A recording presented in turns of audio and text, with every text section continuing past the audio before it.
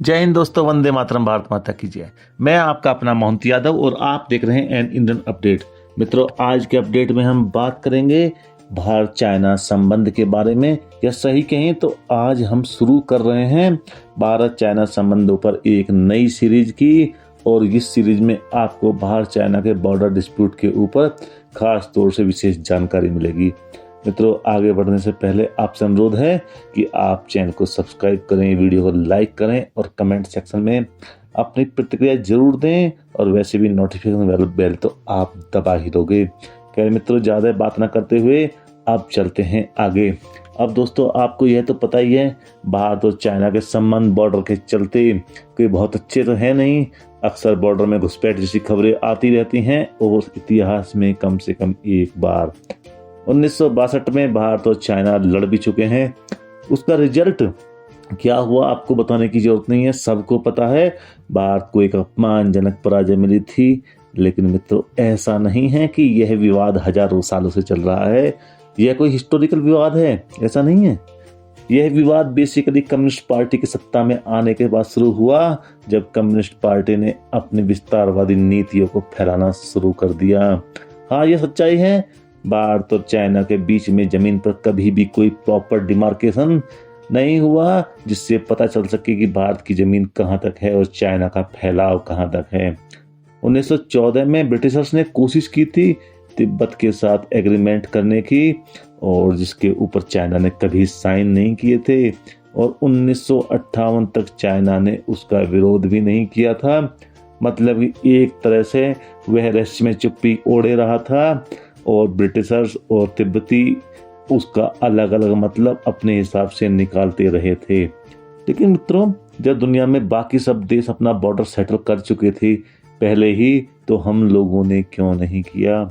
इसका बहुत बड़ा कारण मित्रों जमीन है।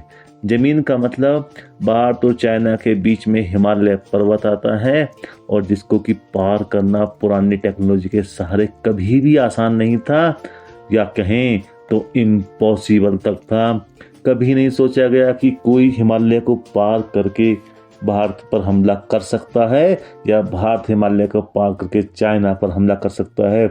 इसलिए इतिहास में हमेशा ही हिमालय को एक नेचुरल बाउंड्री की तरह ट्रीट किया गया, और किसी ने बहुत ज़्यादा नहीं सोचा कि इसको हम परमानेंट बाउंड्री के रूप में कागज पर और ग्राउंड पर माप लेते हैं। इसी कारण से कभी भी भारत और चाइना के बीच में प्रॉपर डिमार्केशन नहीं हो सका।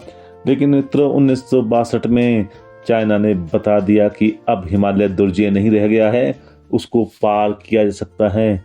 और जैसा कि मैंने आपको बताया था कि 1914 में ब्रिटिशर्स ने कोशिश की थी, चाइना ने साइन नहीं किए थे, और उसके बाद वर्ल्ड वार शुरू हो गया था।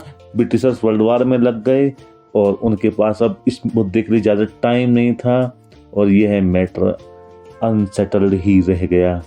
खैर मित्रों, 1951 आ जाता है। भारत और चाइना दोनों ही आज़ाद हो चुके हैं, और चाइना में माओ त्से-तुंग की स्ट्रॉन्ग लीडरशिप थी, जिसने तिब्बत को बुलडोज कर दिया और उसे मजबूर कर दिया चाइना में एनेक्सेशन के लिए। 23 जुलाई 1951 की वह तारीख जब चाइना ने तिब्बत के साथ 17 पॉइंट का एग्रीमेंट किया, और तिब्बत के ऊपर चाइना का अधिकार हो गया।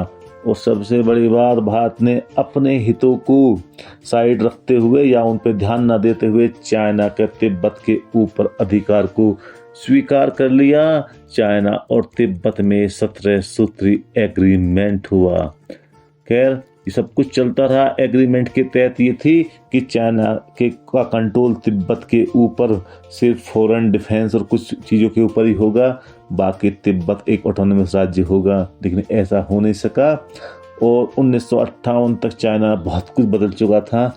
और 1958 में चाइना ने पहली बार 1914 के सिमला समझौते को इनवैलिड करार दे दिया, और इसका कारण दिया कि तिब्बती सरकार के पास इस समझौते को करने का अधिकार ही नहीं था, क्योंकि तिब्बत की सरकार कभी भी एक स्वतंत्र सरकार नहीं थी, बल्कि तिब्बत चाइना का हिस्सा था। इसलिए तिब्बत सरकार ने जो भी फैसला ब्रिटिशर्स से मिलकर किया था, वह फैसला नल एंड वॉइड माना जाता है। मतलब कि उस फैसले को अब स्वीकार नहीं किया जाएगा। यह और बात है कि तिब्बत उस समय एक पूरी तरह से स्वतंत्र राज्य था, लेकिन चाइना ने इस स्वतंत्र राज्य को स्वीकार करने से मना कर दिया। और सिर्फ इतना ही नहीं, चाइना ने क्या किया है मित्रों, हमारे कर्णधारों ने, हमारे नेताओं ने भी बहुत गलतियां की थी।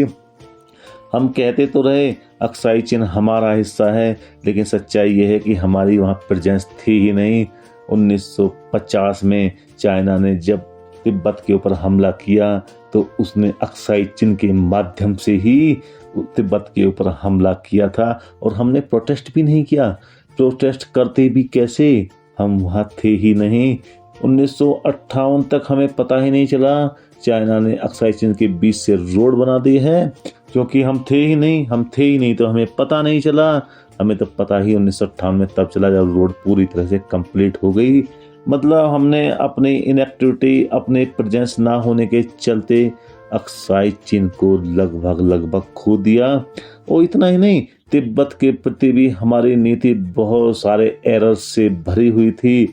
हम पूरी तरह से तिब्बत के ऊपर सही स्टैंड या स्ट्रॉन्ग स्टैंड ले ही नहीं पा रहे थे, और अपने हितों को भी हम लोग मित्रों पूरी तरह से कंट्रोल नहीं कर पा रहे थे, अपने हितों के साथ खड़े नहीं हो पा रहे थे। कहीं ना कहीं हम यथार्थवाद और आदर्शवाद के बीच जूझ रहे थे। और जब हम अपने यथार्थवाद और अपने आदर्शवाद से जूझ रहे थे ना, उस समय चाइना बड़े स्ट्रेटेजिकली काम कर रहा था। अब पहले ही बताया है मित्रों कि जो अक्साई चिन का इलाका है बहुत ज़्यादा इनहोस्पिटेबल, और बहुत इलाके तो ऐसे थे जहां पर जाना आज भी बहुत मुश्किल है, तो उस समय तो जाना ना के बराबर ही संभव था। उस समय चाइना ने बड़े स्ट्रेटेजिकली, बड़े सोचे समझे तरीके से काम करना शुरू किया। उसने बॉर्डर के इशू पिछले 1958 तक उठाया ही नहीं, बल्कि उससे पहले तैयारी करता रहा, और उसकी तैयारी में खास तौर से एग्रेशन था, इंट्यूशन था और स्कीमेसिस थी। लेकिन इससे भी पहले चाइना ने मैप में बदलाव करना शुरू किया, और जब भी भारत ने मैप के बदलाव के ऊपर प्रोटेस्ट किया तो चाइना ने स्मार्टली उस बदलावों को एक तरह से टला दिया और उस पर बात ही नहीं की 1958 तक। उससे पहले 1954 में चाइना ने भारत की जो प्रेजेंस थी ना बाराहोती में, उसके ऊपर ऑब्जेक्शन उठाया। 1955-56 में चाइनीज भारत के इलाकों यानी कि दमजिन और निलोंग में पहुंच गए थे। 1956 में सिपकी ला पर भी चाइना ने घुसपैठ किया, और 1958 में कोणार्क फोर्ट, और 1958-59 में लोहित फ्रंटियर पर भी चाइना ने एक तरह से घुसपैठ किया, जिसका भारत सरकार विरोध से ज़्यादा भारत सरकार ने कुछ नहीं किया। इस तरह से कहें तो 3 हिस्सों में चाइना ने काम किया। बड़े पैमाने पर जो काम हुआ था, भारतीय इलाकों में घुसपैठ करना, अक्साई चिन में सिंकियांग तिब्बत हाईवे का निर्माण करना, और इलाके में अपना ट्रूप्स और मिलिट्री पोस्ट एस्टैब्लिश करना। और हम कुछ भी नहीं कर रहे थे। सच बोले तो हमने अक्साई चिन अपनी इनएक्टिविटी से खो दिया। मित्रों, 1954 में चाइना ने एक टेक्स्ट बुक प्रकाशित की थी। उस टेक्स्ट बुक का नाम था a brief history of modern China, और जिसमें लद्दाख को दिखाया था चाइना का पार्ट। और जब भारत सरकार ने चाइना के सामने ऑब्जेक्शन उठाया, तो मैंने पहले ही बताया ना कि भारत सरकार के हर एक ऑब्जेक्शन को चाइना बड़े स्मार्टली डाउन प्ले करता था। चाइना ने कहा ये पुराने मैप हैं और उनके पास उन्हें ठीक करने का टाइम नहीं था। और इस मैटर को जब दोबारा उठाया गया 1958 21 अगस्त को, तब भी ऐसा ही मिलता जुलता आंसर दे दिया गया। ये सब ऐसे ही चलता रहा, और 23 जनवरी 1959 का वो दिन जिस दिन चाइना ने पूरी तरह से मैकमोहन लाइन या हिमालय बॉर्डर को मानने से मना कर दिया, और भारत के लगभग 50,000 स्क्वायर किलोमीटर जगह पर अपना क्लेम कर दिया। और मित्रों, मतलब जो डिमार्केशन नहीं हुआ था ना, चाइना ने बड़े स्ट्रांगली उस चीज को अपने पक्ष में यूज किया, प्रॉपर डिमार्केशन ना होने को, और भारतीय इलाकों को ही विवादित बना दिया। यह और बात है, बहुत सारी गलतियां भारतीय पक्ष की तरफ से भी थी। हम एक बड़े देश से हमारी सीमाएं लग रही थी और हम आदर्शवाद में उलझे हुए थे। आदर्शवाद के बजाय हमने अपनी मिलिट्री को स्ट्रांग करने नहीं किया, बल्कि डिप्लोमेसी पे ज़्यादा जोर दिया। जहां भारत सरकार 3,488 किलोमीटर लंबी बाउंड्री मानती है, वहीं चाइना भारत के साथ लगभग 2000 किलोमीटर लंबी बाउंड्री लाइन ही क्लेम करती है। आखिर में मित्र, वीडियो कुछ ज़्यादा ही लंबा हो रहा है, बची हुई बातें मैं अगली वीडियो में आपके साथ करूँगा। चाइना हमारा क्लेम क्या क्या करता है और कहाँ कहाँ पर डिस्प्यूट है, इस पर हम अगली वीडियो में प्रकाश डालेंगे। मित्रों, मुझे उम्मीद है कि आपको ये वीडियो ज़रूर पसंद आ रहा होगा। आपसे अनुरोध है एक बार फिर, आप वीडियो को लाइक करें, चैनल को सब्सक्राइब करें और कमेंट सेक्शन में अपनी प्रतिक्रिया जरूर दें। मित्रों, इसी के साथ ही मैं इस वीडियो की समाप्ति की घोषणा करता हूँ। जय हिंद दोस्तों, वंदे मातरम, भारत माता की जय।